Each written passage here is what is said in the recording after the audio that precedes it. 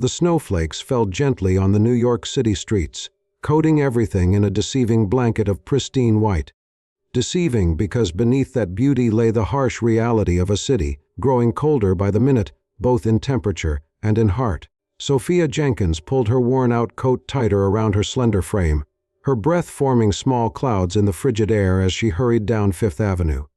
In one hand, she clutched a bag containing 5 containers of hot soup. In the other, she gripped a list of regular guests. She never called them homeless who wouldn't make it to the shelter tonight.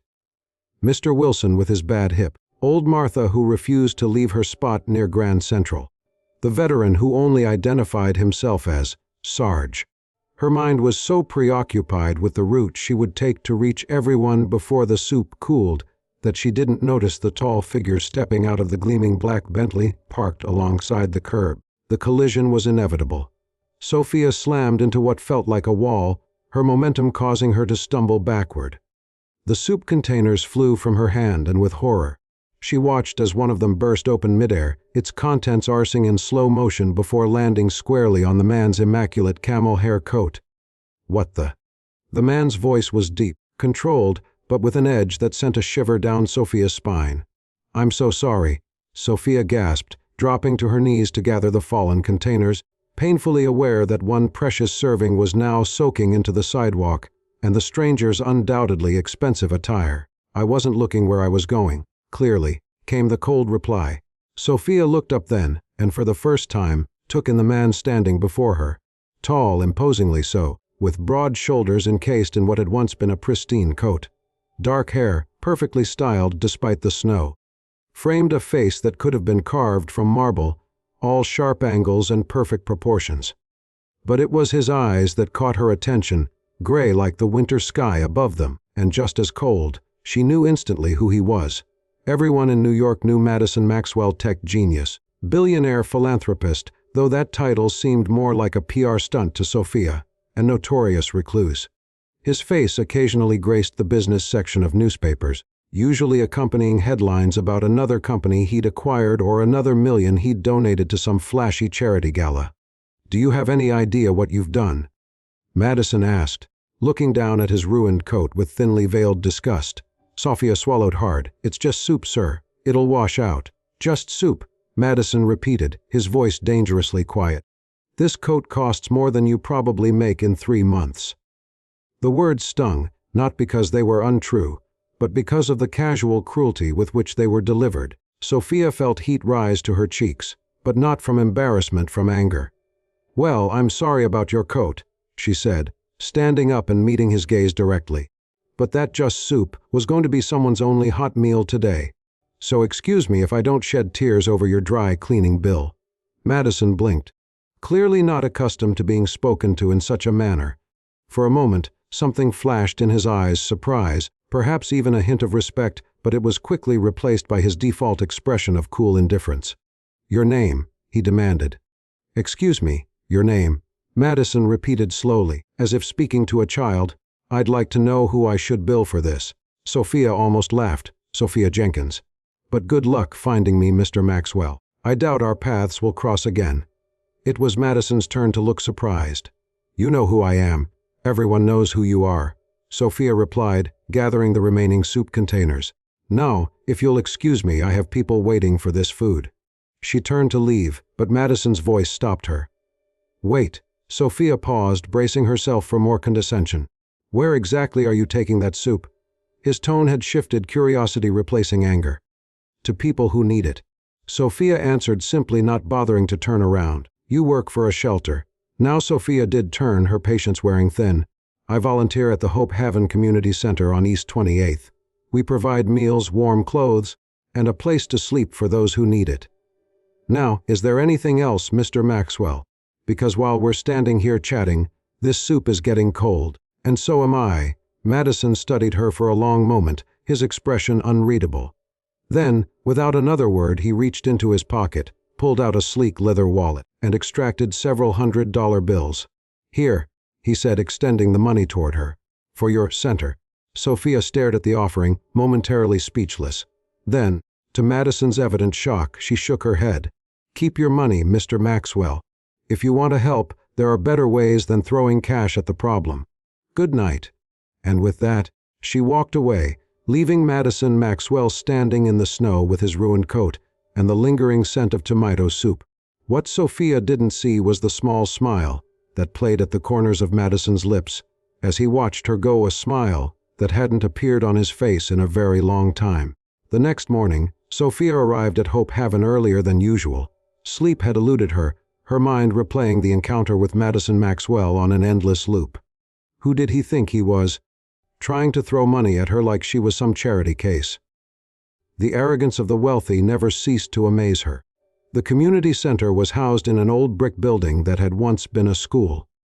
While the exterior was weathered, showing every one of its 70 years, the inside was meticulously maintained, a testimony to the dedication of its staff and volunteers. Sophia loved this place. For the past 3 years it had been her sanctuary, a place where she could make a tangible difference in a world that often seemed indifferent to suffering. Between her day job as a nurse at Manhattan General and her evenings here, Sophia had little time for anything else. But that was by design. Keeping busy meant keeping the darker thoughts at bay. Morning Soph called Charlie, the center's aging security guard and general handyman. His wrinkled face broke into a wide smile at the sight of her. "Morning, Charlie," Sophia replied, hanging her coat on the rack by the door. "Any excitement overnight?" Charlie chuckled. "Just the usual. Mrs. Rodriguez had another fight with her imaginary husband, and old Pete tried to sneak in that mangy cat again." Sophia smiled. "Did you let him?" "Course I did," Charlie winked. "It's too cold for any living thing to be out there. That cat's curled up in the storage room as we speak." "You're a good man, Charlie," Sophia said, patting his shoulder as she passed. She made her way to the kitchen, where preparations for breakfast were already underway. Maria, their volunteer cook, was expertly flipping pancakes while giving instructions to 2 new helpers. "Sophia, thank God," Maria called when she spotted her. "Can you check on the oatmeal? I think it's burning." The morning passed in a blur of activities: serving breakfast, distributing warm clothing, helping several guests fill out job applications, and tending to minor medical issues. By noon, Sophia was finally taking a moment to sit down with a cup of lukewarm coffee when the center's director, Eleanor Burton, hurried into the break room, her normally calm demeanor visibly shaken. "Sophia, there you are," Eleanor said, her voice tight. There's someone here to see you." Sophia frowned. "Me? Who?" "Madison Maxwell." The coffee cup froze halfway to Sophia's lips. "What? Why would he?" She stopped, a terrible thought occurring to her. "Wet, is this about last night? Did he actually track me down to bill me for his stupid coat?" Eleanor fidgeted uncomfortably. "I don't know why he's here, but he's waiting in my office, and he's Madison Maxwell." Sophia set down her cup with a bit more force than necessary. "I know exactly who he is, Eleanor, and I'm not afraid of him or his money." She stood up, smoothing down her rumpled sweater more out of habit than any real belief it would improve her appearance, and followed Eleanor to the small office at the back of the building. Madison Maxwell stood by the window, looking out at the snow-covered basketball court that served as the center's backyard. He had traded yesterday's ruined camel coat for a charcoal gray one that looked equally expensive, and the sunlight streaming through the window caught on his gold wristwatch, sending tiny fractals of light dancing across the room. He turned as Sophia entered, his expression as inscrutable as it had been the night before. "Mr. Maxwell," Sophia said coolly, "to what do we owe this unexpected visit?" Madison's gaze swept over her, taking in her simple attire, the dark circles under her eyes, the defensive posture. "Miss Jenkins," he acknowledged with a slight nod. "I was curious about your work here." Sophia crossed her arms. "Were you? Or are you here to demand compensation for your coat?"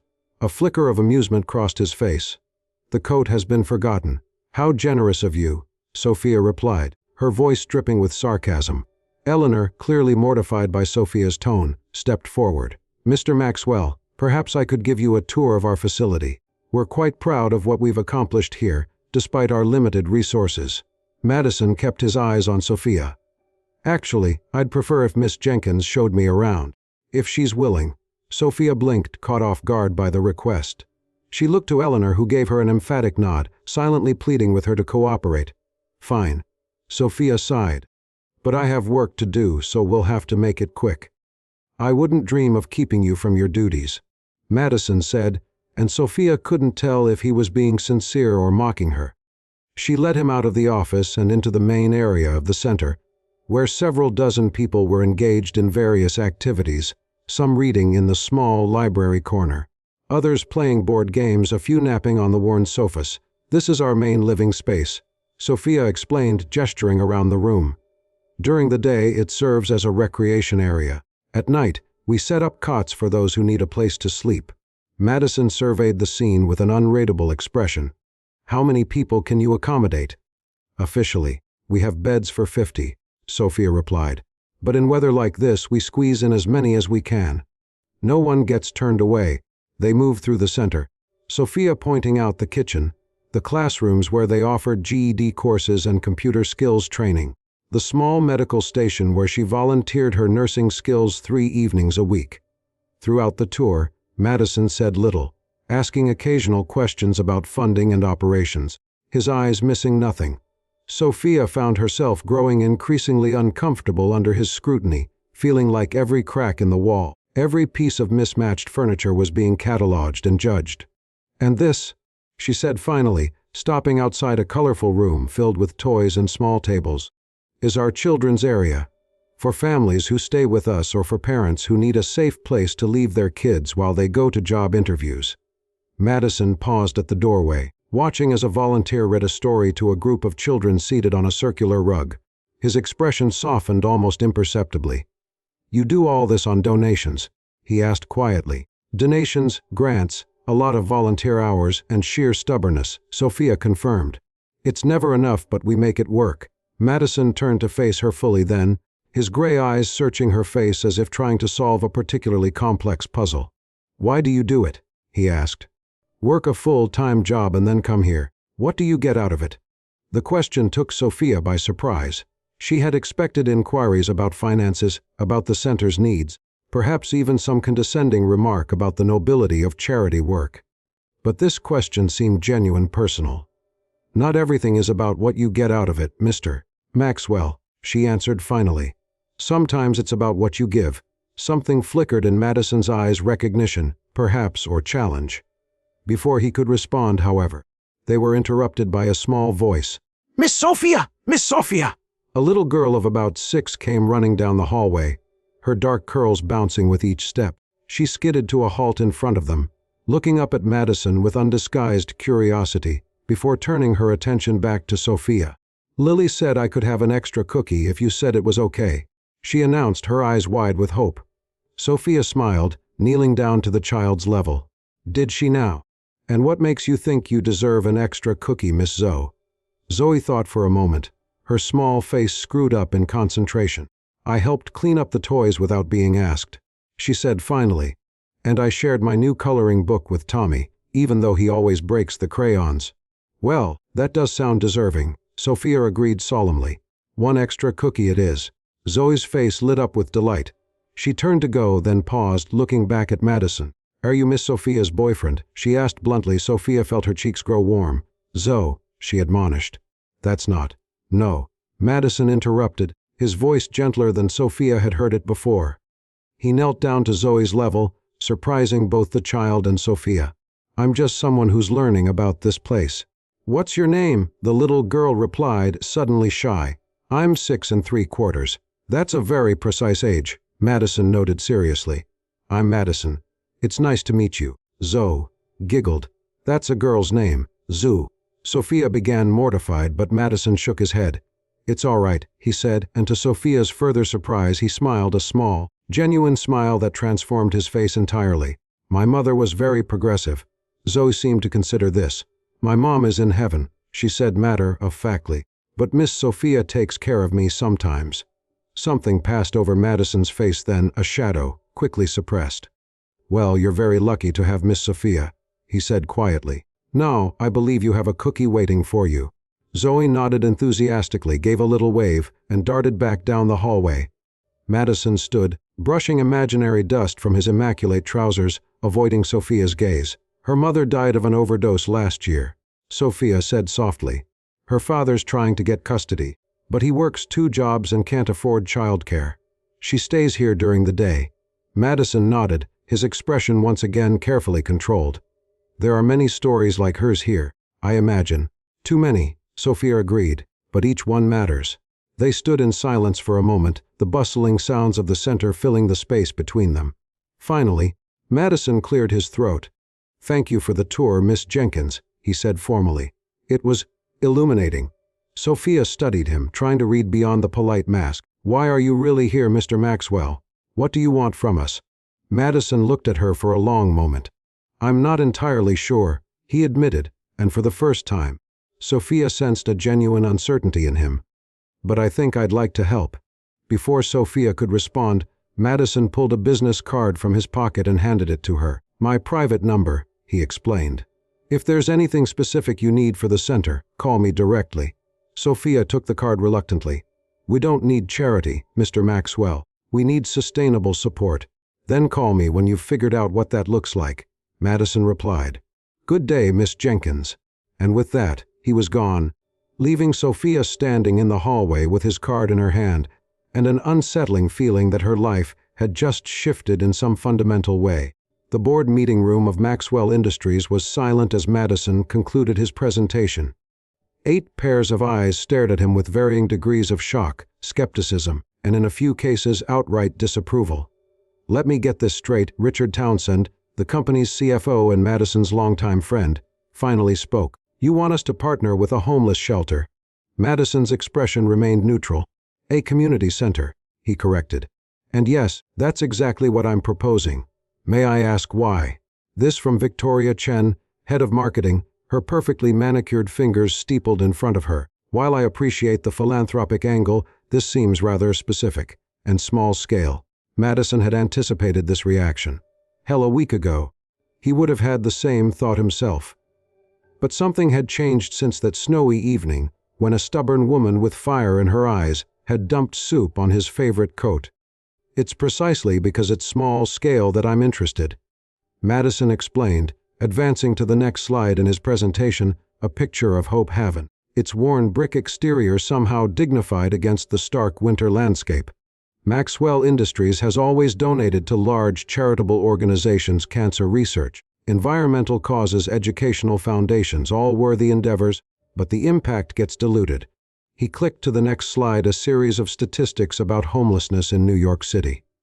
By focusing on one center, one community, we can track our impact directly. See the change happen in real time. Victoria nodded thoughtfully. From a PR perspective, it could work. Maxwell Industries transforms local community, has a nice ring to it. "This isn't about PR," Madison said sharply, surprising himself with the vehemence in his voice. He took a breath, centering himself. Though obviously, positive press would be a welcome side effect. "What exactly are you proposing?" This from James Harrison, the oldest board member, his voice gravelly from years of cigar smoking despite doctor's orders. Madison clicked to his final slide, a comprehensive plan for a 3-year partnership with Hope Haven. Phase 1. Immediate infrastructure improvements. Their building needs significant work: new heating system, roof repairs, expanded kitchen facilities. Phase 2. Program development. Educational initiatives, job training, healthcare services. Phase 3. Sustainability planning. Helping them establish an endowment, develop recurring revenue streams, create a long-term operational model. "And the price tag for all this?"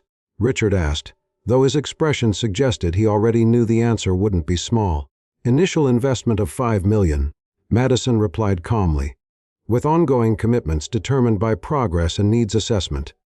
A low whistle came from the end of the table. "That's a lot of money for one shelter, Max," Richard commented.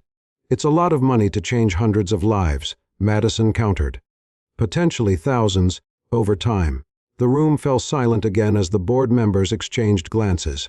Madison remained standing, his posture relaxed but commanding. He had never before brought a personal project to the board, had never had a personal project, period. His entire life had been the company, the next acquisition, the next product launch. This deviation from character wasn't lost on anyone present. "Is there something you're not telling us, Madison?" Victoria asked finally, her sharp eyes studying him intently. "This seems uncharacteristically passionate for you." Madison considered his response carefully. The truth that he couldn't stop thinking about a sharp-tongued volunteer who looked at him not as Madison Maxwell, CEO and billionaire, but simply as a man who needed to be taken down a peg, seemed inadvisable to share. "Let's just say I've had a recent change in perspective," he said instead. "Are there any other questions?" There were many, of course, but Madison fielded them with his usual precision and composure. By the end of the meeting, the board had tentatively approved Phase 1 of his proposal, with the requirement that he personally oversee the project. "Don't make me regret this, Max," Richard said as they walked out together. "It's not that I don't support the cause, but this is very out of left field for you." Madison clapped his friend on the shoulder. "Sometimes left field is exactly where you need to be, Rich." Richard studied him for a moment, then shook his head with a bemused smile. "You know, there's something different about you lately. Not sure what it is, but it's not entirely unpleasant." Madison allowed himself a small smile. "High praise indeed." As Richard walked away, Madison pulled out his phone and looked at the number he had programmed in 3 days ago but had yet to call. Sophia Jenkins. After a moment's hesitation, he pressed the call button. 3 rings later, her voice came through, cautious but clear. "This is Sophia, Miss Jenkins," Madison said, suddenly aware of a slight nervousness he hadn't felt in years. "It's Madison Maxwell. I believe we have some things to discuss about Hope Haven's future." The silence on the other end lasted long enough that Madison wondered if she had hung up. "Mr. Maxwell," she finally replied, her tone guarded. "I'll be honest, I didn't expect to hear from you again. I'm full of surprises," Madison said dryly. "Are you free for dinner tomorrow night? I have a proposal I think you'll want to hear." Another pause. "Let me be clear, Mr. Maxwell. If this is some kind of... It's about funding for the center." Madison interrupted, mentally kicking himself for how his invitation must have sounded. Strictly business. "Oh," Sophia said, and Madison couldn't tell if that was relief or disappointment in her voice. "In that case, I can meet you, but not for dinner. I have a shift at the center tomorrow evening." "Lunch, then." "I work at the hospital until 4. Madison rubbed his temple, unused to having to work around someone else's schedule. "Coffee after your shift at the center." "The center closes at 9, Sophia replied, a hint of amusement now audible in her voice.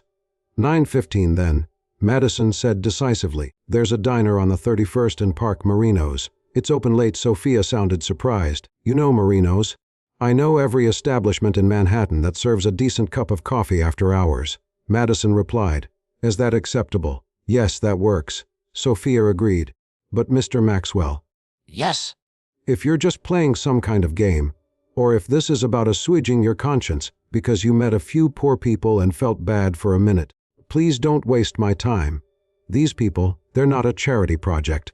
They're human beings with dignity and dreams." Madison felt something unfamiliar stir in his chest, respect, perhaps, or admiration for her unwavering advocacy. "I assure you, Miss Jenkins, I am deadly serious. I'll see you tomorrow at 9:15.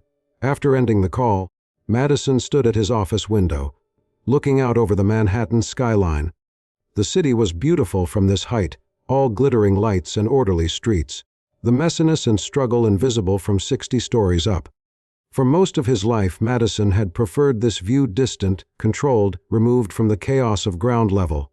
But now, for reasons he wasn't quite ready to examine, he found himself thinking about the view from Hope Haven's windows, the basketball court with its cracked pavement, the neighborhood with its graffiti, covered walls and determined residents, the reality of life as most people experienced it. Something was shifting inside him, a tectonic movement that both unsettled and intrigued him. And somehow Sophia Jenkins was at the center of it all. Sophia arrived at Marinos at precisely 9:15 p.m., her hair still damp from the hasty shower she'd taken after her shift ended. The diner was nearly empty, just a couple of cab drivers at the counter and an elderly man reading a newspaper in the corner booth. Madison Maxwell sat at a table near the back, his attention focused on the tablet in front of him. Despite the late hour and the decidedly unglamorous surroundings, he looked perfectly put together in a charcoal sweater that Sophia suspected cost more than her monthly rent. The only concession to the casual environment was the absence of a tie and jacket. He looked up as she approached, rising to his feet in an old-fashioned gesture that seemed at odds with his tech CEO image. "Miss Jenkins," he greeted her. "Thank you for meeting me." "Or Mr. Maxwell," Sophia returned, sliding into the booth opposite him. "I admit, I'm curious about what could be so important that it couldn't wait for normal business hours." A waitress appeared before Madison could respond, coffee pot in hand. "Regular for you, Mr. M?" she asked with the familiar tone of someone who had served him many times before. "Yes, thank you, Anna," Madison confirmed. "And whatever Miss Jenkins would like." "Just coffee is fine," Sophia said. "Black, please." As Anna poured their coffees, Sophia took the opportunity to study Madison more closely. In the harsh fluorescent lighting of the diner, she could see faint shadows under his eyes, a hint of strain around his mouth. The perfect, untouchable Madison Maxwell looked almost human. So Sophia began once Anna had left, wrapping her hands around the warm mug. "You said you had a proposal?" Madison nodded, setting his tablet aside. "I do, but first, I'd like to ask you something." He paused, his gray eyes searching her face. "What would you do if money were no object? For the center, I mean." Sophia blinked, taken aback by the question. "That's quite hypothetical. Humor me?" She took a sip of coffee, using the moment to gather her thoughts. "Well, the practical needs are endless. The building's falling apart, the roof leaks, the heating system is ancient, the plumbing's a nightmare. We need more space, better kitchen facilities, updated medical equipment." Madison nodded as if mentally checking items off a list. Beyond the physical infrastructure, Sophia warmed to the topic, years of wishful thinking bubbling to the surface. Programs, real comprehensive programs, job training that leads to actual employment, childcare so parents can work without worry, mental health services, substance abuse treatment, legal aid. She paused, a wistful smile crossing her face. "And a proper playground for the kids, somewhere safe they can just be children for a while. And staff. Would you continue to rely on volunteers?" "We'll always need volunteers, they're the heart of what we do," Sophia replied. "But yes, we need more paid staff. People who can give their full attention to the work without having to juggle other jobs. Professionals who can provide specialized services." Madison absorbed this, his expression thoughtful. "And what would your role be in this hypothetical scenario?" Sophia hesitated. I've never really thought about it. I suppose I'd keep doing what I'm doing now, nursing at the center when I can, helping with daily operations." "But if you could choose?" Madison pressed. "If you didn't have to work at the hospital to pay your bills?" Something about the question made Sophia uncomfortable, as if Madison were seeing too much, peering into dreams she barely acknowledged to herself. "I'd focus on healthcare at the center," she admitted finally. "Set up a proper clinic. Many of our guests haven't seen a doctor in years. They come to me with conditions that could have been prevented or treated easily if caught earlier." Madison nodded, as if confirming something to himself. Then he reached into his briefcase and pulled out a folder, sliding it across the table to her. "What's this?" Sophia asked, not reaching for it. "My proposal," Madison replied simply. "Or rather, Maxwell Industries' proposal for a 3-year partnership with Hope Haven Community Center." Sophia's hands froze around her coffee mug. "Partnership. Open it." Madison encouraged, his expression giving nothing away. With a mix of curiosity and trepidation, Sophia pulled the folder toward her and flipped it open. The first page contained a simple overview, outlined in clear, concise bullet points. As she read, her eyes grew wider, her breath catching in her throat. $5 million. She finally managed, looking up at him in disbelief. This is a joke, right?" Madison's expression remained serious. "I assure you, I don't joke about business decisions, Miss Jenkins." "But why?" Sophia asked, genuinely perplexed. "Why Hope Haven? Why now?" Madison took a careful sip of his coffee before answering. "Let's just say my perspective has shifted recently." "Because of spilled soup?" Sophia asked incredulously. A hint of a smile played at the corners of Madison's mouth. "The soup was merely the catalyst. Your work, what I saw at the center, that's what convinced me." Sophia looked back down at the proposal, struggling to process the magnitude of what she was reading. Everything she had just described, the building repairs, the program expansions, the increased staffing, it was all here, laid out in detailed phases with clear timelines and funding allocations. This would change everything," she murmured, half to herself. "That's the idea," Madison confirmed. Sophia flipped through the pages, her initial shock giving way to a more critical assessment. What's this?" she asked, pointing to a section titled Governance Structure. "A joint board of directors, Maxwell Industries personnel involved in daily operations. Standard procedure for a partnership of this magnitude," Madison explained. "We need oversight to ensure funds are being used effectively." Sophia's enthusiasm cooled considerably. "So you want control? I want accountability," Madison corrected. "There's a difference." "Is there?" Sophia challenged, closing the folder. "Because from where I sit, this looks suspiciously like a corporate takeover of a community resource." Madison's expression hardened slightly. "That's not my intention." "Intentions and outcomes aren't always aligned, Mr. Maxwell," Sophia countered. "Hope Haven works because it's run by the community for the community. The moment it becomes another Maxwell Industries subsidiary, it loses the very thing that makes it special." "You're turning down $5 million because you're worried about autonomy?" Madison asked, genuine incredulity in his voice. "I'm expressing concerns about what happens when a corporate entity with no experience in social services suddenly decides to fix a system they don't understand." Sophia clarified. "And I'm not turning anything down. This isn't my decision to make alone. Hope Haven has a board, volunteers, and most importantly, the people we serve. Their voices matter in this." Madison sat back, studying her with that intense gaze that seemed to see too much.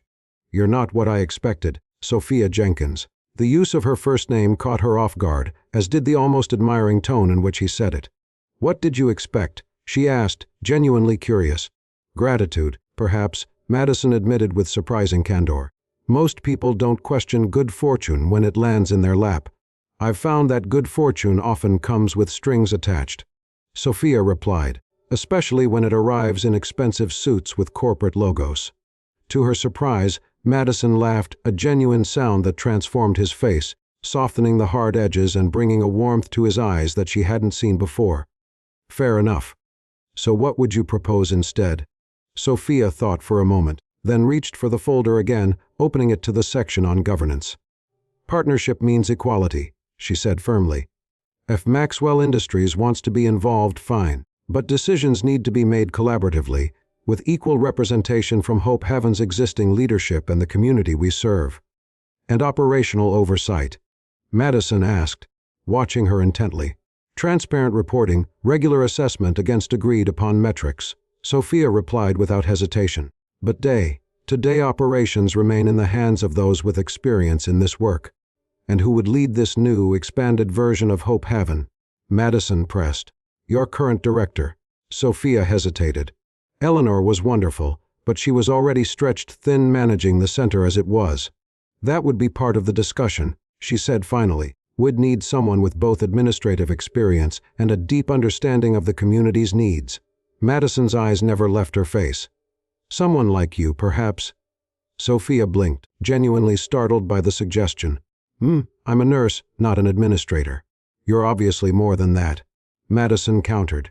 "I've made a career out of recognizing talent, Miss Jenkins. You have a vision for Hope Haven and the determination to see it through." Sophia felt heat rise to her cheeks, unsure if she was being flattered or manipulated. "This isn't about me, isn't it?" Madison challenged gently. "You care deeply about that place and the people in it. Who better to ensure this partnership truly serves them?" Sophia stared at him, trying to read beyond the smooth exterior. Was this a genuine offer or a clever strategy to gain her cooperation? With Madison Maxwell, it was impossible to tell. "Take the proposal to your board," Madison said after a moment, seeming to sense her internal conflict. "Discuss it, amend it as you see fit.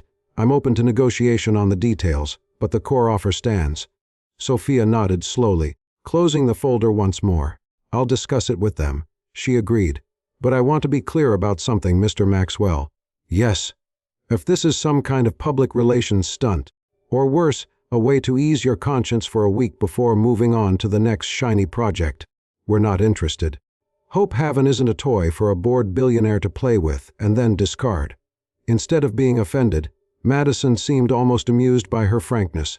"Your opinion of me isn't particularly flattering, is it?" "It's not personal," Sophia replied, though they both knew that wasn't entirely true. "I just need to protect what matters." Madison nodded, something like respect flickering in his eyes. I understand that better than you might think. He paused, then added more quietly, and for what it's worth, this isn't a PR stunt or a passing whim. I gave you my word. There was something in his voice, a rawness, a sincerity that caught Sophia off guard. For a brief moment, the carefully constructed walls around Madison Maxwell seemed to thin, offering a glimpse of the man beneath the billionaire facade. Okay, she said finally. I'll take you at your word. For now. Madison's lips quirked in the ghost of a smile. That's progress, I suppose. He glanced at his watch. It's getting late. Can I have my driver take you home? No need, Sophia said, standing and gathering her coat. I'm only a few blocks from here. Madison frowned. It's after 10, and this neighborhood. I's my neighborhood. Sophia finished for him. I walk these streets every day, Mr. Maxwell. I'll be fine. Madison looked like he wanted to argue but thought better of it. At least let me know when you've spoken to your board. He said instead, handing her his card again. My private number. Call anytime. Sophia pocketed the card and nodded. I will, and thank you for the coffee. As she stepped out into the cold night air, proposal tucked securely under her arm, Sophia couldn't shake the feeling that something significant had just happened. Something that would change not just Hope Haven, but perhaps her life as well. What she didn't see was Madison watching her through the window, his expression thoughtful, as if he too sensed the seismic shift occurring beneath the surface of their unlikely connection. The Hope Haven board meeting the following evening was unlike any Sophia had ever attended. Usually, these monthly gatherings were subdued affairs, focused on stretching limited resources and addressing urgent needs. Tonight, however, the small conference room crackled with energy as Eleanor presented Madison's proposal to the 7 board members. $5 million, repeated Dr. Marcus Wilson, a retired physician who had been with Hope Haven since its founding 20 years ago. He removed his glasses and pinched the bridge of his nose. It's unprecedented. It's suspicious is what it is, countered Jamal Washington, a former Hope Haven client who had gone on to become a respected community organizer. What does Maxwell Industries want with us? What's their angle? Does it matter? This from Lucia Rodriguez, who ran the center's education programs. With this kind of funding, we could help so many more people. It always matters, Jamal insisted. Nothing comes for free, especially from corporate America. Sophia, seated at the end of the table, listened to the debate swirl around her. The board's reactions mirrored her own conflicted feelings, hope and suspicion battling for dominance. Sophia, Eleanor said, turning everyone's attention to her.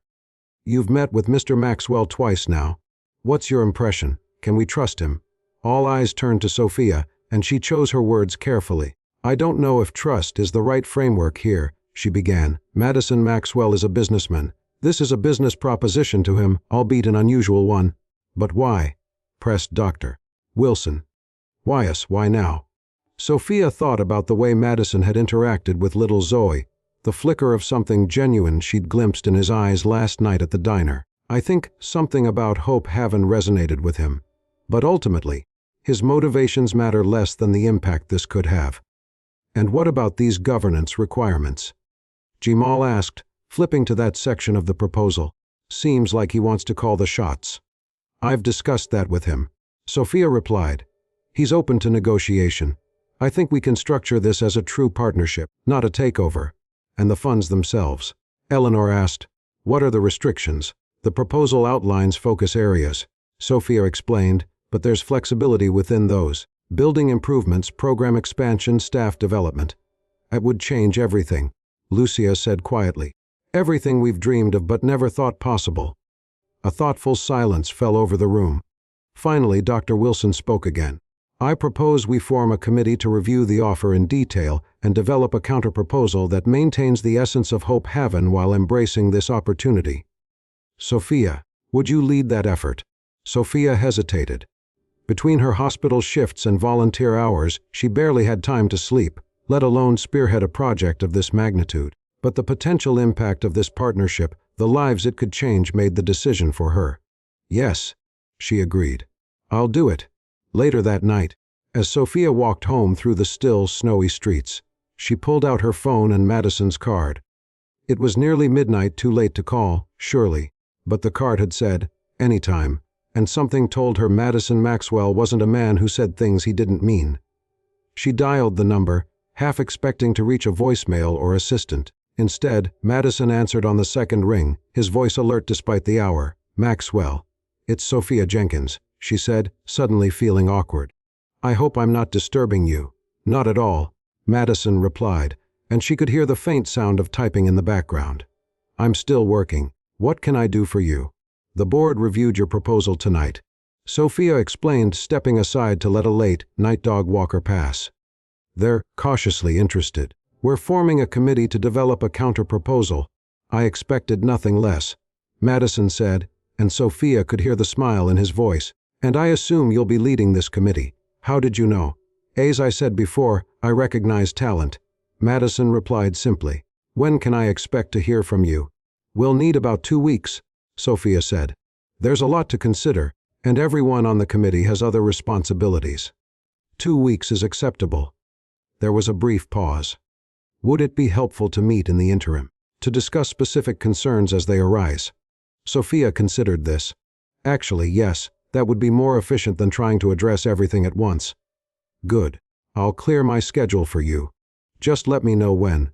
The conversation took on a more businesslike tone after that, with Sophia outlining the committee's preliminary concerns and Madison offering clarifications.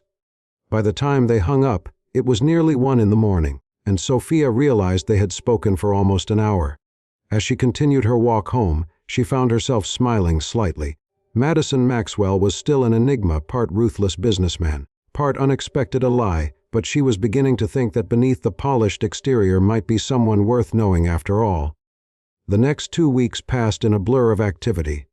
By day, Sophia continued her nursing duties at Manhattan General. Evenings were split between her regular volunteer shifts at Hope Haven and leading the partnership committee in reviewing every aspect of Madison's proposal. Madison himself proved surprisingly accessible. When Sophia called with questions or concerns, he answered promptly, often adjusting his schedule to meet with her in person. These meetings, initially stiff and formal, gradually became more comfortable as they worked through the details of what a true partnership might look like. "The key is sustainability," Madison explained one evening as they sat in a quiet corner of a coffee shop near the hospital. "I'm not interested in simply throwing money at the problem. I want to help build something that will last." Sophia nodded, making notes on her tablet. "That aligns with our thinking as well. The immediate needs are obvious: building repairs, expanded programs, but we need a long-term vision." "And what's yours?" Madison asked, his gray eyes intent on her face. "When you imagine Hope Haven 5-10 years from now, what do you see?" Sophia paused, letting herself envision it fully. "A true community hub," she said finally. "Not just a shelter, but a place that prevents homelessness in the first place. Comprehensive support that helps people build stable lives, healthcare, education, childcare, job training, all under one roof." "Ambitious," Madison commented, but there was appreciation in his voice. "Why aim for anything less?" Sophia challenged. "If we're going to do this, let's make it count." A slow smile spread across Madison's face. "I couldn't agree more." As the days passed, Sophia found herself increasingly confused by her reactions to Madison. In their professional discussions, she admired his sharp mind and practical approach. But there were other moments: a flash of dry humor, a rare genuine smile, a glimpse of passion when discussing the project that made her heart beat a little faster. It was ridiculous, of course. Madison Maxwell inhabited a world completely different from hers. Whatever this was, this strange, unexpected connection, it could only ever be professional. Anything else would be asking for heartbreak. Still, she couldn't help noticing things about him: the way his voice softened when he spoke about the children at the center, how he remembered every detail from their previous conversations, the fact that despite his wealth and power, he always listened to her ideas with genuine consideration.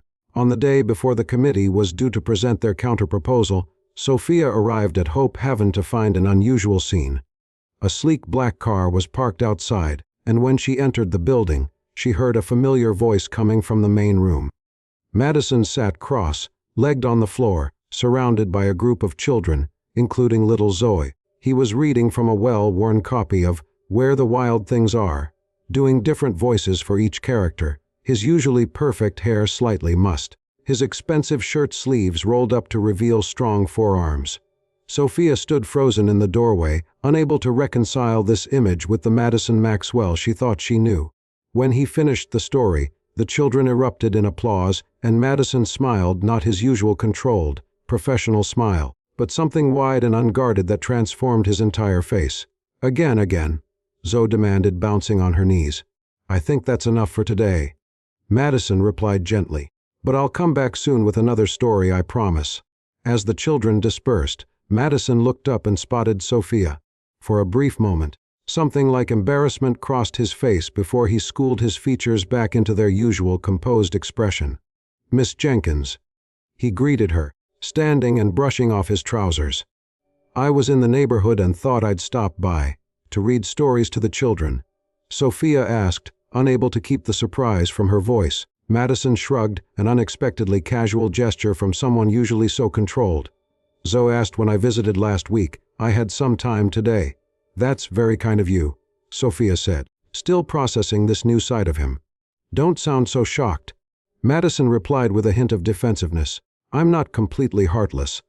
I never said you were, Sophia countered softly. They stood looking at each other for a long moment, something unspoken passing between them. Then Zoe came running back, breaking the spell. Miss Sophia! Did you hear Mr. Madison read the story? He did the monster voices and everything. Sophia smiled, kneeling down to Zoe's level. I heard the end of it. He did a great job, didn't he? Zoe nodded enthusiastically. He said he'll come back and read more, and maybe bring some new books for our library. Sophia glanced up at Madison, who had the grace to look slightly sheepish. Did he now? I may have mentioned that your children's library could use some updating, Madison admitted. That's very thoughtful, Sophia said, standing again. Though I hope you're not trying to influence our counterproposal with bribes of children's books. The teasing tone in her voice surprised them both, and Madison's lips quirked in a half-smile. Would it work? Not a chance, Sophia replied, but she was smiling too. Worth a try, Madison said with a shrug. Speaking of the proposal, are we still on for tomorrow? Yes, 3 o'clock at your office, Sophia confirmed. The committee has finalized our response. And, Madison prompted, any hints? Sophia shook her head. You'll have to wait until tomorrow, Mr. Maxwell. Madison, he corrected quietly. After all these meetings, I think we can use first names, don't you? Sophia hesitated. Using his first name felt like crossing some invisible boundary, making this more personal than she was comfortable with. And yet, there was something ridiculous about maintaining such formality with a man who had just been sitting cross-legged on the floor doing monster voices for children. All right, Madison, she conceded. Tomorrow at 3. He nodded, seemingly pleased. I look forward to it. Goodbye, Zoe, he added, bending down to the little girl's level. Remember what we talked about, be good for Miss Sophia, okay? Zoe nodded solemnly. I promise. Bye, Mr. Madison. As Madison walked out, Sophia found herself watching him go, more confused than ever about the enigmatic man who had suddenly become such a significant part of her life. He's nice, Zoe declared, slipping her small hand into Sophia's, even if he has a girl's name. Sophia laughed, squeezing Zoe's hand. Yes, she agreed softly. I think maybe he is. The Maxwell Industries headquarters dominated the Manhattan skyline, a gleaming tower of glass and steel that seemed to pierce the clouds. Sophia had passed it countless times but had never imagined she would have reason to enter. Now, dressed in the most professional outfit she owned, a navy blue pantsuit she'd bought for job interviews years ago, she stood in the soaring lobby, feeling distinctly out of place among the sleek, polished surfaces and impeccably dressed employees. Miss Jenkins. A friendly young woman approached, tablet in hand. I'm Layla, Mr. Maxwell's assistant. He's asked me to escort you up.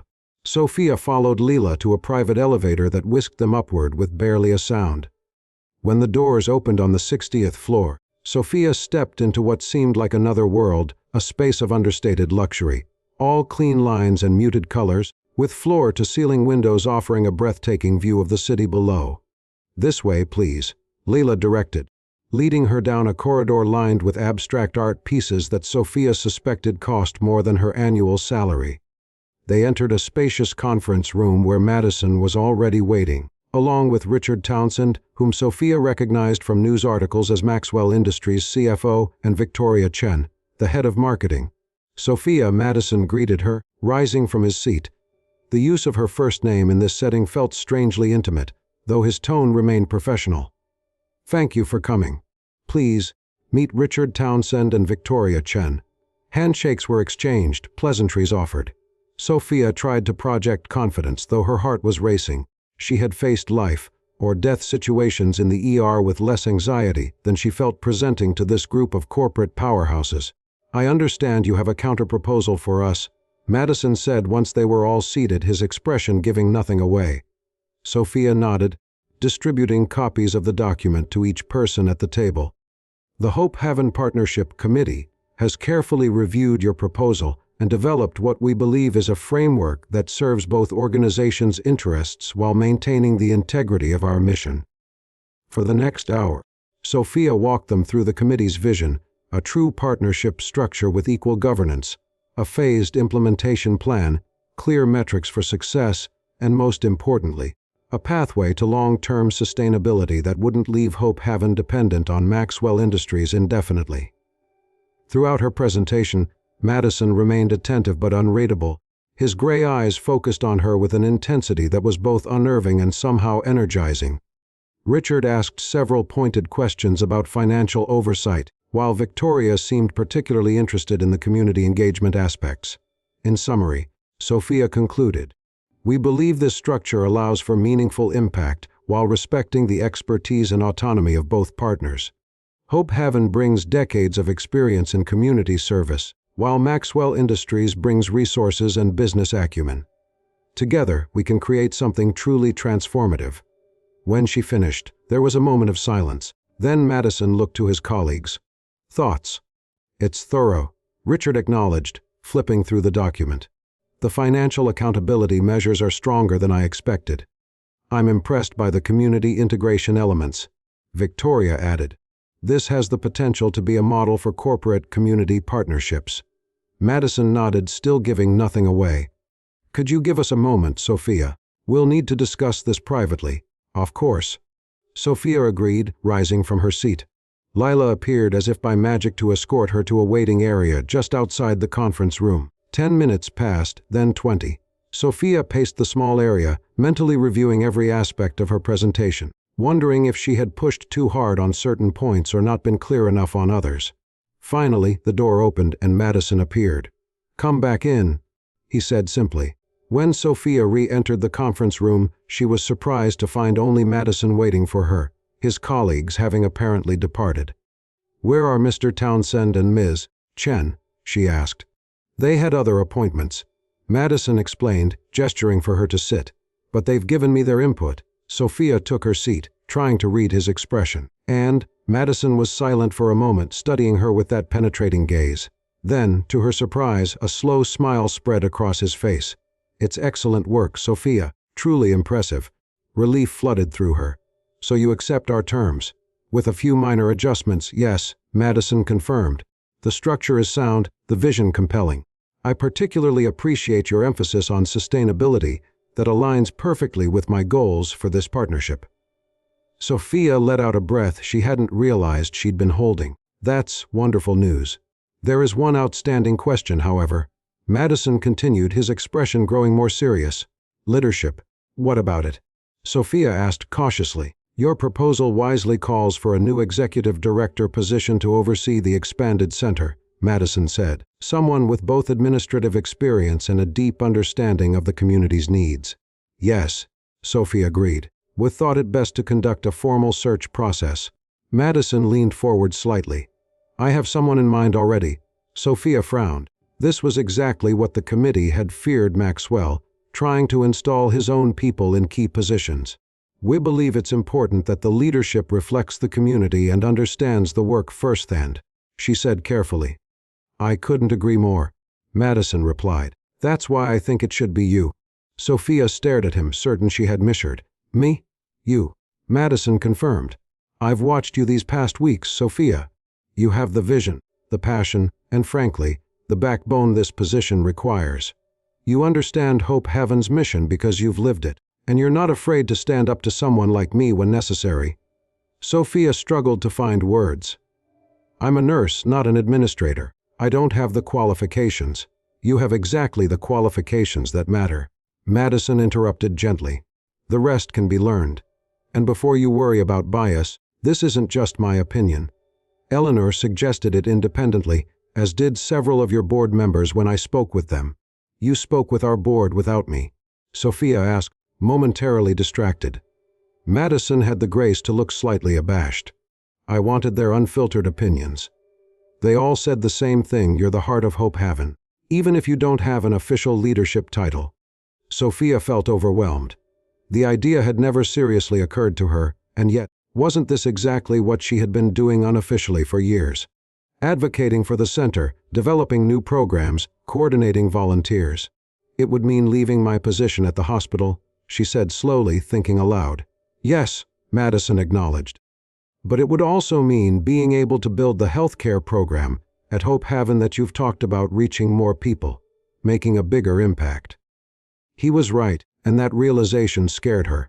This was a turning point, a moment that could reshape her entire life's direction. "I need time to think about it," she said finally. Madison nodded. "Of course. Take all the time you need." He paused, then added, "But for what it's worth, I can't think of anyone better suited for the role." As Sophia gathered her materials to leave, she felt Madison's eyes on her, thoughtful and assessing. "One more thing," he said as she reached the door. "Regardless of your decision about the directorship, the partnership is a go. Hope Haven will get the support it needs either way." Sophia turned back to face him, surprised by this unconditional commitment. "Thank you," she said simply. Madison nodded, his expression softening slightly. "Dinner tomorrow night, to celebrate the partnership." The invitation caught her off guard. "Is that necessary?" "No," Madison admitted with unexpected candor. "But I'd like to anyway." There it was again, that strange, undefined something that seemed to hover between them, neither purely professional nor clearly personal. Sophia knew the sensible answer was to decline, to maintain the boundaries that kept their relationship safely in the business realm. Instead, she heard herself saying, "All right, dinner." The smile that spread across Madison's face was worth the moment of recklessness. "I'll pick you up at 7. As Sophia rode the elevator back down to the real world, she couldn't shake the feeling that she had just stepped off a familiar path onto one entirely unmapped. Whether that was exhilarating or terrifying, or perhaps both, remained to be seen. The restaurant Madison chose for their celebratory dinner was not what Sophia had expected. Instead of one of Manhattan's swanky establishments, where reservations were impossible to get and meals cost more than her weekly grocery budget, he took her to a small, family-owned Italian place in the village, elegant but unpretentious, with worn leather booths and proper candlelight. "I thought you'd be more comfortable here than at one of those places where they serve foam instead of food," Madison explained as they were seated at a corner table, somewhat removed from the other diners. Sophia smiled, genuinely touched by his consideration. "You're right. This is perfect." Madison looked different tonight, still impeccably dressed in a dark suit, but somehow more relaxed. Less the untouchable CEO and more simply a man having dinner with a woman. The realization sent a flutter of nervousness through Sophia's stomach. "So," Madison said once they had ordered, raising his wine glass slightly, "to successful negotiations." Sophia clinked her glass against his. "To partnerships." They fell into surprisingly easy conversation, touching on the Hope Haven project, but also branching into other topics, books they'd enjoyed, places they'd traveled, the changing landscape of New York. Madison proved to be knowledgeable about a wide range of subjects, his dry wit emerging more freely outside the confines of business meetings. "May I ask you something personal?" Sophia ventured as their entries arrived.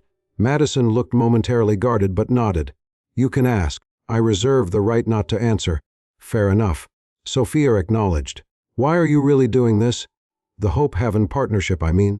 And please don't say it's just good business or corporate social responsibility." Madison was quiet for a moment, twirling pasta around his fork as he considered his response. "The honest answer," he finally said, looking up to meet her gaze. "I'm not entirely sure myself." This unexpected admission of uncertainty from someone who seemed so deliberately certain about everything intrigued Sophia. That doesn't sound like the Madison Maxwell I've read about in the business pages. Perhaps you're not having dinner with that Madison Maxwell, he replied, a hint of vulnerability breaking through his usual composure. Sophia waited, sensing there was more he wanted to say. Madison set down his fork and leaned back slightly. Do you know much about my background, Sophia? She shook her head. Only what's publicly available. Tech prodigies started Maxwell Industries in your 20s, built it into a global powerhouse. The usual success story. Something like amusement flickered in Madison's eyes. The usual story leaves out quite a bit. He took a sip of wine, then continued. I grew up in a shelter not unlike Hope Haven. Sophia couldn't hide her surprise. You did, Madison nodded. My mother left when I was 4. My father did his best, but he struggled with addiction. We were evicted from our apartment when I was 9. Spent the next 3 years moving between shelters and cheap motels, whenever my father could scrape together enough money. He spoke matter-of-factly, without self-pity, but Sophia could see the cost of this revelation in the slight tension around his eyes. I'm sorry, she said softly. That must have been difficult. Madison shrugged, a gesture that seemed designed to minimize the significance of what he'd shared. It was a long time ago, but there was this one place, St. Anthony's Haven in Boston. The director there, Sister Margaret, she saw something in me. Gave me my first computer, an ancient thing someone had donated. Taught me I could be more than my circumstances. The pieces were beginning to fall into place for Sophia. And that's why Hope Haven resonated with you. Perhaps, Madison acknowledged. When I saw what you were doing there, not just providing services, but treating people with dignity, seeing potential where others see only problems, it reminded me of Sister Margaret. He met Sophia's gaze directly then, allowing her to see past his carefully constructed facade to the man beneath. My father died of an overdose when I was 15. I often wonder if things might have been different if he'd had the kind of comprehensive support you envision for Hope Haven. Sophia felt her throat tighten with emotion. This man, who projected such strength and control, had emerged from circumstances that broke many people. And now he was using his power to create the support system he had needed as a child. Thank you for telling me, she said simply. Madison seemed almost embarrassed by his disclosure. I don't share that story often. It doesn't exactly fit with the image of Madison Maxwell, tech titan. No, Sophia agreed with a small smile. It makes you human instead. Much more interesting. Something shifted between them in that moment, a deepening of connection, a lowering of barriers. The rest of dinner passed in a gentle flow of conversation, punctuated by moments of laughter and comfortable silences. By the time they finished their dessert, a shared tiramisu that Madison insisted was the best in the city, Sophia felt as though she were seeing him clearly for the first time. When Madison drove her home in his sleek Aston Martin, refusing her protests that the subway would be fine, they sat in companionable silence, the city lights painting moving patterns across their faces.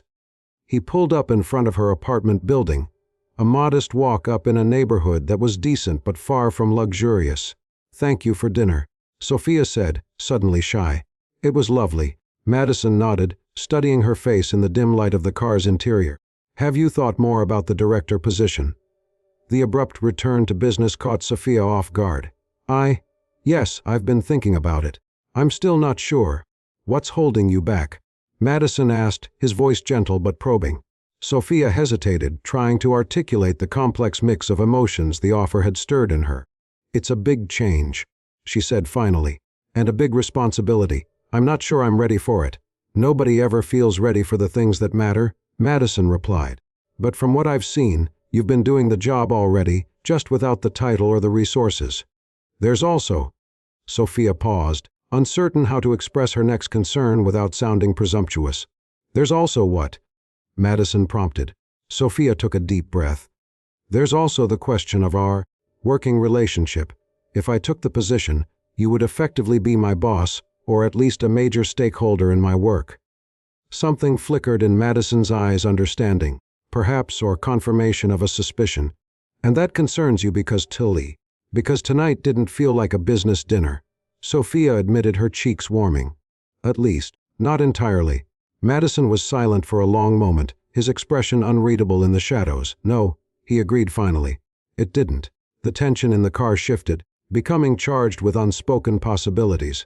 Madison leaned slightly closer, his eyes never leaving hers. "If that's what's holding you back, I can step away from direct involvement with Hope Haven. Appoint someone else to oversee Maxwell Industries' side of the partnership." His willingness to remove himself from the project, something clearly important to him personally, spoke volumes. Sophia felt a tightening in her chest, a mix of gratitude and something deeper, more complicated. "I don't want that," she said softly. I need to be clear about where the boundaries are." "Boundaries can be negotiated," Madison replied, his voice equally soft. "Like everything else between us seems to be." The moment hung between them, delicate and charged with potential. Then Madison did something unexpected. He reached out and gently tucked a strand of hair behind Sophia's ear, his fingers barely grazing her cheek. "Take the job because it's right for you and for Hope Haven," he said. "The rest we can figure out as we go." Sophia nodded, not trusting herself to speak. The simple touch had sent her heart racing in a way that both thrilled and terrified her. "Good night, Sophia," Madison said, making no move to close the distance between them, respecting the uncertainty still evident in her eyes. "Good night, Madison," she replied, gathering her composure enough to exit the car with some semblance of dignity. As she climbed the stairs to her apartment, Sophia could feel Madison's eyes on her, watching until she was safely inside. Only when her door was closed did she allow herself to lean against it, eyes closed, heart pounding, wondering exactly what she had gotten herself into and where it might lead. The next 3 months passed in a whirlwind of activity as the Hope Haven partnership moved from concept to reality. Construction crews began work on the building renovations. Program expansions were planned, new staff positions were defined and filled. And at the center of it all was Sophia, who had finally accepted the executive director position after 2 weeks of careful consideration. The transition wasn't easy. Leaving her nursing position at Manhattan General had been emotional, and stepping into a leadership role brought challenges she hadn't fully anticipated. But with each passing day she grew more confident in her decision. Madison, true to his word, maintained a professional distance in their working relationship while still providing support when needed. They saw each other regularly at partnership meetings, occasionally shared meals to discuss specific aspects of the project. But the personal connection that had flickered to life during their celebratory dinner remained in a kind of holding pattern, acknowledged but not pursued, until one rainy Tuesday evening when everything changed. Sophia was working late at Hope Haven, reviewing blueprints for the new medical clinic that would occupy the building's eastern wing.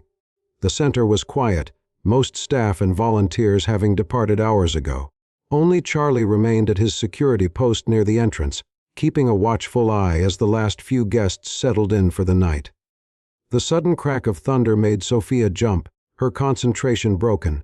She glanced toward the windows, where rain lashed against the glass in sheets driven by an unseasonably violent spring storm. Another crash of thunder, followed by the lights flickering ominously, then stabilizing. Sophia sighed, gathering the blueprints into a folder. She should head home before the weather worsened further. As she stood, her phone buzzed with an incoming call, Madison's name illuminating the screen. "Madison," she answered, unable to keep the surprise from her voice. They hadn't spoken directly in nearly a week, communication flowing instead through their respective teams. "Is everything all right?" "I was about to ask you the same thing," he replied, his voice tight with what sounded like concern. "Are you still at the center?" "Yes, just finishing up." "Why?" "There's severe flooding in your neighborhood. The subway station at your stop is underwater, and they're evacuating some of the buildings on your block." Sophia felt a chill run through her. "How do you know which station is mine?" There was a brief pause. "I may have made it my business to know where you live," Madison admitted, for moments exactly like this one. Under other circumstances, Sophia might have found this presumptuous. Now, she was simply grateful. "I didn't realize it was that bad." "It's getting worse by the minute," Madison said. "Stay where you are. I'm coming to get you." "What? No, that's not necessary, Sophia," Madison interrupted, an unusual edge in his voice. "For once, please just let me help without arguing." The intensity in his tone silenced her protests. "All right," she conceded. "But the roads must be terrible. Be careful." 20 minutes later, Charlie's voice came over the intercom. "Ms. Jenkins, there's a Mr. Maxwell here for you." Sophia gathered her things quickly and made her way to the entrance, where she found Madison standing just inside the doors, his usually perfect appearance decidedly disheveled. His hair was damp, his expensive coat spotted with rain, and there was tension evident in every line of his body. "Madison," she greeted him, surprised by the rush of warmth she felt at the sight of him. "You didn't have to do this." "Yes, I did," he replied simply, his eyes scanning her face as if checking that she was truly all right. "Have you seen the news? Half the city is underwater." Sophia shook her head. "I've been buried in blueprints all evening. Is it really that bad?" In answer, Madison gestured toward the entrance. Beyond the glass doors, the street had transformed into a rushing river, debris floating past on the current. The storm howled, bending trees almost double and sending rain sideways in blinding sheets. "Oh my God," Sophia breathed. "It wasn't like this an hour ago. It came on suddenly," Madison explained. "The storm surge hit at high tide, and the drainage systems couldn't handle it." "Are there many people staying here tonight?" "About 30, Sophia replied, her mind shifting immediately to the welfare of Hope Heaven's guests. "We should check if anyone needs to be moved from the basement level, just in case. And there might be others in the neighborhood who need shelter." Madison nodded, already pulling out his phone. "I'll call my security team. They can help patrol the area, bring in anyone who needs assistance." For the next 2 hours, Madison and Sophia worked side by side, moving bedding to higher floors, distributing emergency supplies, and coordinating with Madison's security team as they brought in a steady stream of displaced people from the surrounding blocks. By midnight, Hope Haven's capacity had doubled, with every available space filled with makeshift beds. "I think that's everyone," Madison said as they stood in the kitchen, watching volunteers distribute hot drinks to the new arrivals. "At least everyone we could find." Sophia nodded, exhaustion evident in the droop of her shoulders. "Thank you for your help. Your team has been amazing." Madison studied her face for a moment. "You need rest. When was the last time you slept more than a few hours?" Sophia gave a tired laugh. "I can't remember. But I can't leave now with all these people. The volunteers have it under control," Madison said gently. "And you won't be any use to anyone if you collapse." Before Sophia could argue, Charlie appeared in the doorway. "Ms. Jenkins, there's a problem with the power. The backup generator is acting up, and we're getting some water in the electrical room." Sophia straightened immediately, fatigue forgotten. "Show me." Charlie led them to the basement level, where water was indeed seeping under the door of the electrical room, creating an ominous puddle that inched toward the hulking generator that provided emergency power to the building. "This isn't good," Madison observed, kneeling to examine where the water was coming from. "If that generator shorts out, you'll lose heat, lights, everything. We need sandbags," Sophia said, already moving toward the storage area. "And every towel and mop we can find." For the next hour, they worked frantically to stem the flow of water, creating makeshift barriers and continuously mopping the advancing puddle. Just when it seemed they might be winning the battle, a loud crack of thunder shook the building, and the lights flickered once, twice, then went out completely. In the sudden darkness, Sophia felt a hand grasp hers, warm, strong, steady. Madison's. "Don't move." His voice came from beside her. "There's water everywhere, and we don't know what's electrified." A beam of light appeared as Madison switched on his phone's flashlight. In its glow, Sophia could see the basement was rapidly becoming a lost cause, water now pouring in from multiple entry points. "We need to get upstairs," she said urgently. "Help everyone relocate to the second floor."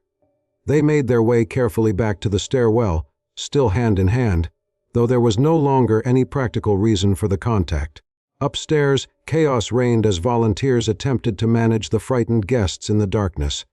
Madison took charge seamlessly, his authoritative voice cutting through the panic. "Everyone stay calm. My team is bringing emergency lighting and supplies. We'll have the situation under control shortly." True to his word, within 20 minutes, Madison's security detail arrived with industrial battery, powered lamps, blankets, and hot food in insulated containers. As the immediate crisis eased, Sophia found herself watching Madison from across the room, struck by how naturally he had stepped into the role of protector and problem solver. This was a different Madison than the polished businessman she had come to know, more urgent, more direct, more human. He moved among the displaced people with unexpected ease, kneeling to speak with children, ensuring the elderly were comfortable, coordinating his team with quiet efficiency. At one point, he looked up and caught her watching him. Even across the crowded room, the intensity of his gaze sent a shiver through her that had nothing to do with the cold or wet. He made his way to her side, concern evident in his expression. "You're soaked," he observed, noting her damp clothes from their battle in the basement. "You need dry clothes before you get sick." Sophia glanced down, realizing he was right. In the chaos, she hadn't noticed. "I keep a change of clothes in my office, but with the power out, use my phone as a light," Madison offered, placing it in her hand. "I'll check on things here." Sophia nodded gratefully and made her way to her office, where she kept emergency supplies, including dry clothes. As she changed in the darkness, illuminated only by Madison's phone, she found herself staring at his lock screen, a simple photograph of a sunset over what appeared to be a remote mountain range. No family photos, no girlfriend, just wilderness. It seemed telling somehow. When she returned to the main area, looking somewhat refreshed in dry jeans and a sweater, her hair pulled back in a practical ponytail, she found Madison in deep conversation with Charlie. Both men looked up as she approached. "The latest update from emergency services isn't good," Madison informed her. "The flooding is expected to worsen before it improves, and they're not permitting any non-emergency vehicles on the roads. So we're all stuck here," Sophia concluded. Madison nodded. "For the night, at least. I've had my team secure as many supplies as possible. We should be able to keep everyone comfortable until morning." Sophia smiled tiredly. "Thank you, Madison. I don't know what we would have done without your help tonight." Something flickered in his eyes, pleasure at her gratitude. "Perhaps, or something deeper. You would have managed," he said with surprising gentleness. "You always do." As the night wore on, the storm continued its assault on the city. Most of Hope Haven's guests eventually settled into uneasy sleep, wrapped in blankets on makeshift beds throughout the building's upper floors. The volunteers worked in shifts, allowing some to rest while others kept watch. Sophia, despite her exhaustion, found sleep elusive. Around 3 in the morning, she made her way to the second-floor window that overlooked the street, watching the surreal scene of water flowing between buildings like a Venetian canal. "You should be resting." Madison's voice came quietly from behind her. Sophia turned to find him approaching, his tie long discarded, shirt sleeves rolled up, stubble darkening his jaw. Despite his disheveled appearance, or perhaps because of it, he looked strikingly handsome in the dim emergency lighting. "I could say the same to you," she countered softly. He came to stand beside her at the window, close enough that she could feel the warmth radiating from his body. "I've never been good at sleeping when there's a crisis. As that the businessman in you. Always need to be in control." The question wasn't accusatory, merely curious. Madison considered this. Perhaps, or maybe just the boy who learned early that letting your guard down can be dangerous. The quiet vulnerability in this statement caught Sophia off guard. Without thinking, she reached out and touched his arm lightly. "You don't have to be on guard here." His eyes met hers, gray and intense even in the dimness. "Don't I?" The question hung between them, laden with meaning beyond the immediate context. Sophia felt her breath catch as Madison turned to face her fully, his gaze dropping briefly to her lips before returning to her eyes. "Sophia," he began, his voice lower than usual, "I've been trying to maintain a professional distance because of our working relationship. But tonight," she prompted when he hesitated. "Tonight, watching you lead through this crisis, seeing your compassion, your strength, it's becoming impossible to pretend that what I feel for you is purely professional." The admission, spoken in the darkness of the storm-battered building, surrounded by people they had worked together to protect, struck Sophia with unexpected force. For weeks, she had been fighting her own growing feelings, telling herself it was inappropriate, impossible given their different worlds. But standing here now, with Madison stripped of his usual corporate armor, his concern for others evident in every action he had taken tonight, those objections seemed suddenly hollow. "I've been fighting it too," she admitted softly. "Telling myself all the reasons it wouldn't work." Madison stepped closer, close enough that she could see the flecks of silver in his gray eyes.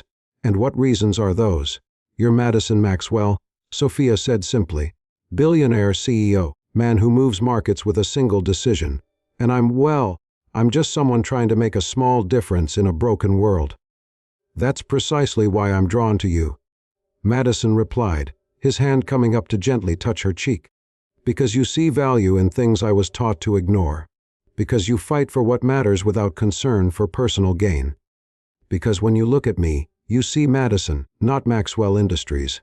The sincerity in his voice was unmistakable. Sophia felt something shift inside her, a wall crumbling that she had carefully constructed to protect herself from exactly this kind of vulnerability. "This complicates everything," she whispered, even as she leaned slightly into his touch. "Life is complicated," Madison countered, his thumb tracing the curve of her cheekbone. "That doesn't mean we shouldn't live it."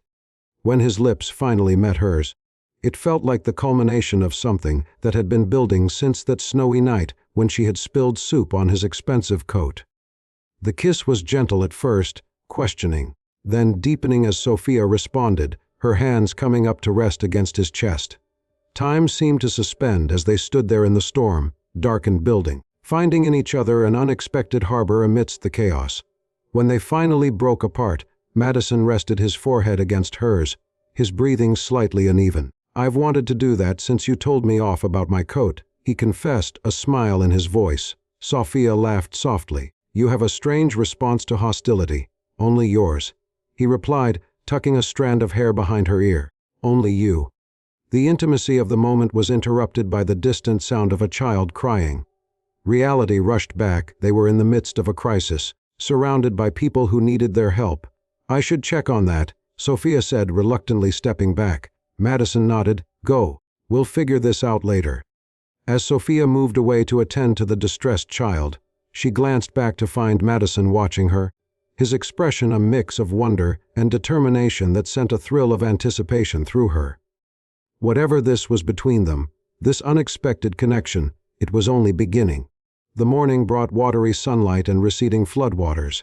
Emergency services were finally able to access the area, bringing additional supplies and beginning the process of pumping out flooded basements and clearing debris-choked streets.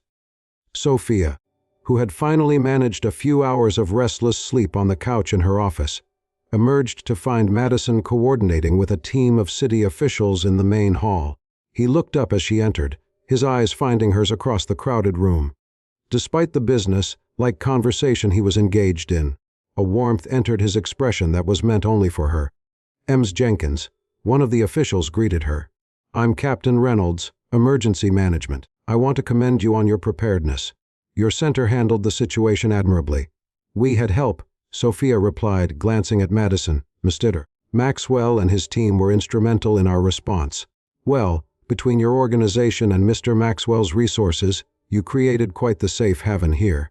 The captain acknowledged. "You should be proud."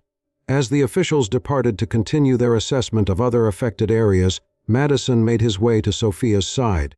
Despite his rumpled appearance after a night without proper rest, he still managed to exude an air of composed authority that Sophia found herself admiring. "How are you?" he asked quietly, his eyes scanning her face. "Tired," she admitted, "but relieved that everyone's safe. How about you?" "The same." He paused, then added in a lower voice, "About last night." Sophia felt heat rise to her cheeks. "It's been a stressful situation. High emotions are natural." Something flickered in Madison's eyes, uncertainty, perhaps even hurt. "Is that all it was for you?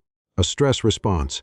Before Sophia could answer, they were interrupted by Charlie, who needed guidance on coordinating the departure of guests now able to return to their homes. The moment slipped away, lost in the practical demands of the aftermath.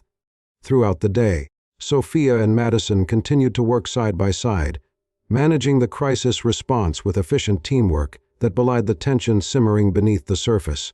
Every accidental brush of hands, every moment their eyes met, carried the weight of unresolved questions. By late afternoon, the immediate emergency had passed.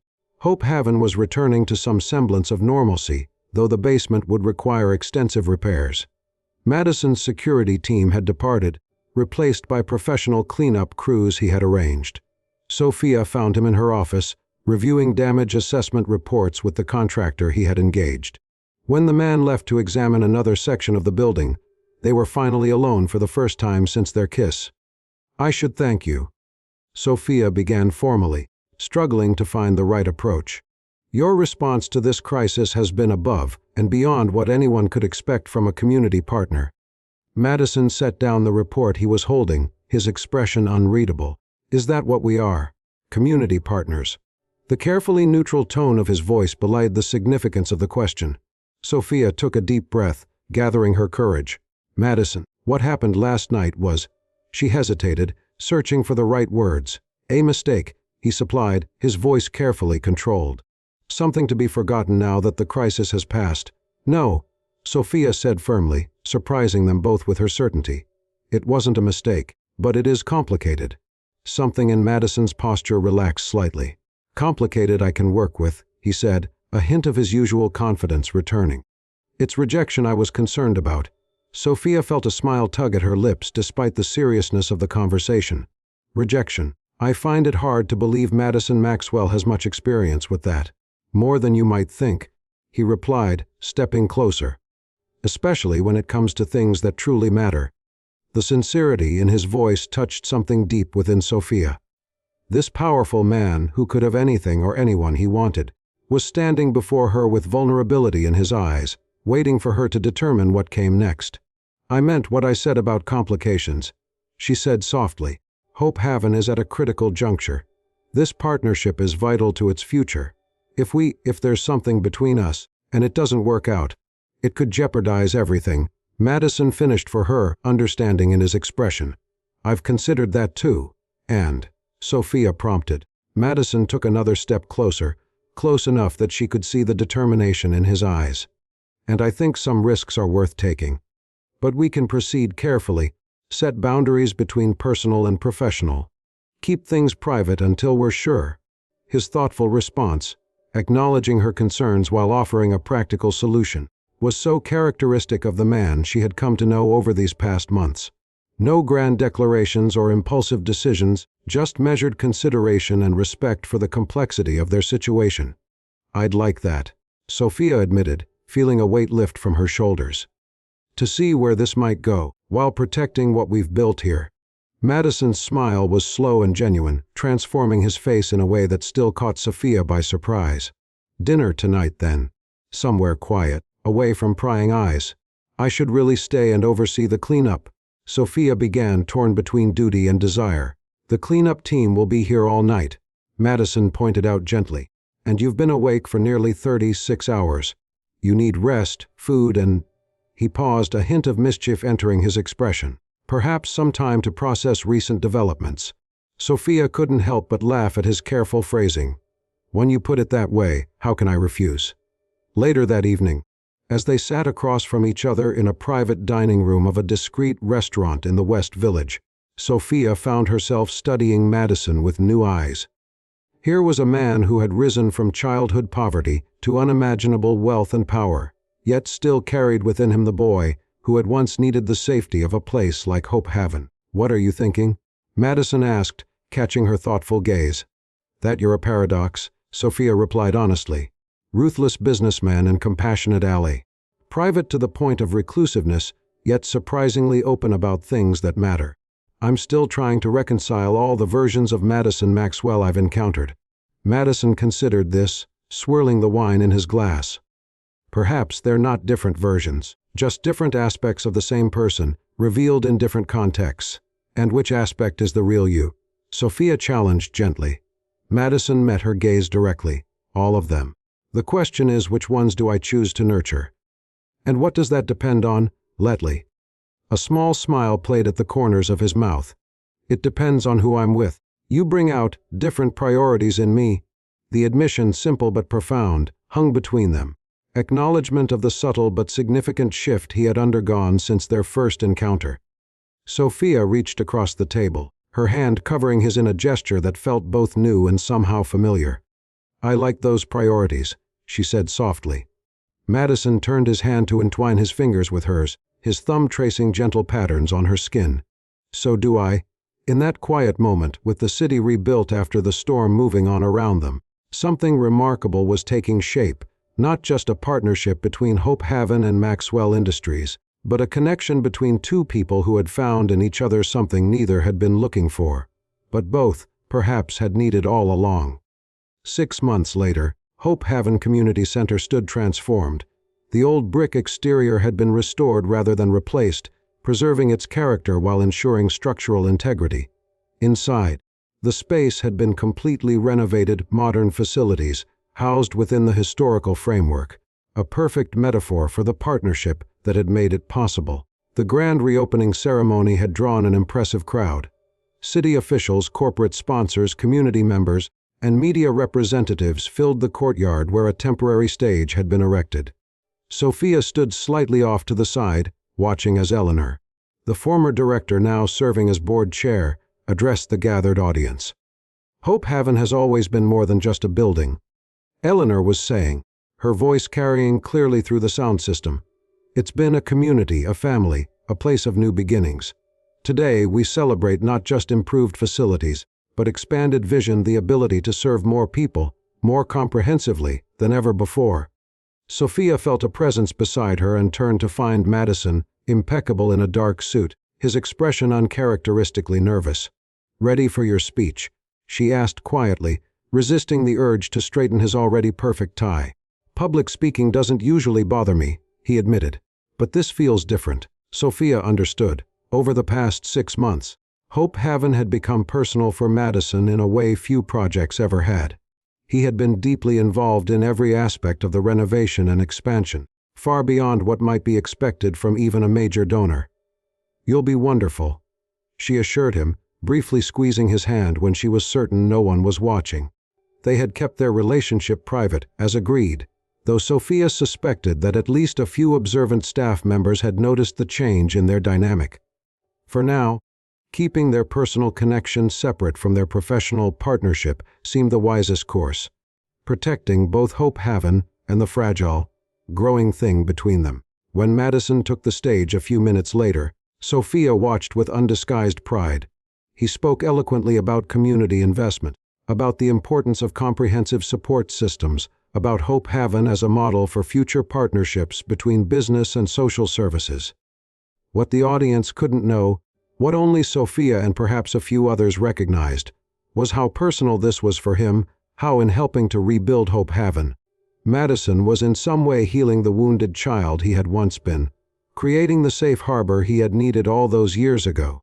As the ceremony concluded and the crowd dispersed to tour the renovated facilities, Sophia found herself in her new office, a practical space, comfortable but not lavish, exactly as she had requested.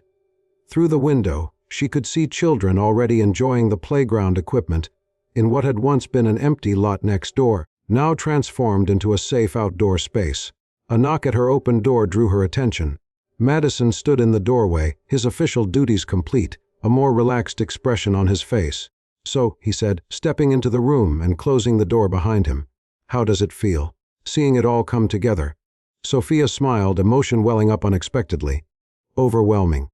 In the best possible way. I keep thinking about all the lives that will be changed because of what we've built here." Madison moved to stand beside her at the window, both of them watching the children play. "You built this, Sophia. I just provided resources." "Who built it together," she corrected gently. "That's what partnership means." He turned to face her then, his expression growing serious. "Speaking of partnership, there's something I've been wanting to discuss with you." Sophia felt a flutter of nervousness. Their relationship had deepened steadily over these months, moving from cautious beginnings to something neither of them could deny was significant. Still, they had maintained certain boundaries, mindful of the complex intertwining of their professional and personal lives. "Sounds serious," she said, aiming for lightness. "It is," Madison confirmed. To her surprise, he reached into his pocket and pulled out a small velvet box. Sophia's breath caught. "Madison, it's not what you think," he assured her quickly, though a smile played at the corners of his mouth. "Or perhaps not exactly what you think." He opened the box to reveal not a ring, but a key simple, unadorned, attached to a small silver keychain in the shape of a feather. "What is this?" Sophia asked, genuinely puzzled. "A key to my house in the Berkshires," Madison explained. "I thought, That is, I hoped you might want to spend the weekend there. Just us. Away from Hope Haven, away from Maxwell Industries. Just Madison and Sophia. Figuring out what comes next. The thoughtfulness of the gesture, not pushing for more than she was ready for, but clearly indicating his desire for their relationship to progress, touched Sophia deeply. This was the Madison she had come to love, considerate, perceptive, always aware of the nuances of their unique situation. I'd like that very much, she said softly, taking the key from the box. Madison's relief was visible, a reminder that beneath his confident exterior remained a man with his own vulnerabilities and uncertainties. I should warn you, he said with a hint of his usual dry humor. I'm told I'm a terrible relaxer. I might try to check emails. Sophia laughed. I'll hide your phone if necessary. I believe you would, Madison replied, his expression turning tender. He glanced toward the closed door, then back to Sophia. Would it be entirely inappropriate if I kissed you right now? Entirely, Sophia confirmed with a smile. But I won't tell if you won't. When his lips met hers, gentle yet possessive, Sophia felt the familiar thrill that had not diminished with familiarity. If anything, it had deepened. Rooted now in genuine knowledge of the man she had once dismissed as just another privileged billionaire. A knock at the door caused them to spring apart like guilty teenagers. Eleanor's voice came through Sophia. The mayor would like a tour of the new medical facilities. Just a moment, Sophia called, quickly straightening her blazer while Madison discreetly moved to stand by the bookshelf, the picture of professional distance. Before opening the door, Sophia turned back to him with a smile. This weekend, then. Madison nodded, his eyes conveying what he couldn't say aloud with Eleanor waiting outside. This weekend. As Sophia opened the door and stepped back into her professional role, she carried with her the warm certainty that what had begun with a chance collision and spilled soup had grown into something neither of them could have anticipated, a partnership in every sense of the word, built on mutual respect, shared purpose, and a love that had overcome the barriers of their different worlds. For Madison Maxwell, the man who had everything, had finally found the one thing his wealth couldn't buy, a woman who saw past his fortune to the man beneath, who challenged him to be better, who reminded him of what truly mattered.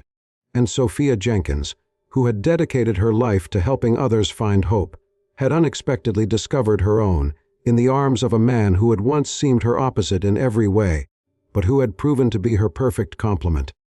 Their story was just beginning, but as with any good partnership, the foundation was strong, built not on charity or obligation, but on mutual growth, shared vision, and the transformative power of seeing beyond appearances to the truth that lies within.